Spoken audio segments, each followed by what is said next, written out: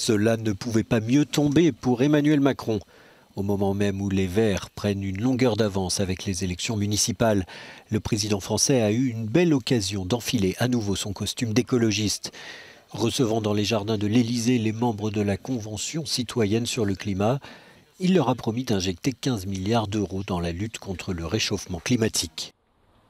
Le chef de l'État a accepté la quasi-totalité des propositions de la CCC, dont celle d'inclure la protection de l'environnement dans la Constitution.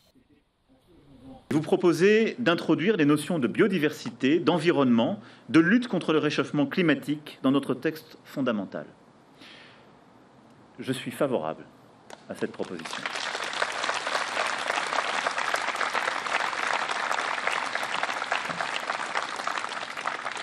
Je veux ainsi que nous puissions engager, d'abord à l'Assemblée nationale et au Sénat, sur la base de votre proposition, un texte en vue d'une réforme constitutionnelle. Je souhaite la voir aboutir d'ici fin 2021 et je suis prêt à recourir au référendum si celui-ci était alors constitutionnellement possible après le vote des chambres. Refusant d'abaisser la vitesse sur autoroute à 110 km/h, Emmanuel Macron a aussi rejeté l'idée d'un moratoire immédiat sur le traité de libre-échange entre l'Union européenne et le Canada et celle d'une taxe de 4% sur les dividendes des entreprises françaises privées. L'État a son rôle à jouer, les collectivités publiques avec lui, le secteur privé a aussi un rôle à jouer. Et c'est notamment pour cela, je le dis clairement, que je suis en désaccord.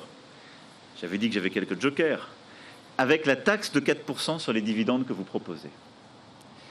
Je ne dis pas qu'il ne faut pas réorienter une partie des investissements vers des investissements plus verts, mais mettre sur tous les investissements une taxe, c'est réduire notre chance d'attirer des investissements supplémentaires. Vive la République et vive la France! Emmanuel Macron retient aussi l'idée d'un moratoire sur les nouvelles zones commerciales en périphérie des villes. Certaines de ces mesures pourraient être abordées lors d'un prochain conseil de défense écologique d'ici fin juillet, les autres plus tard à la rentrée prochaine.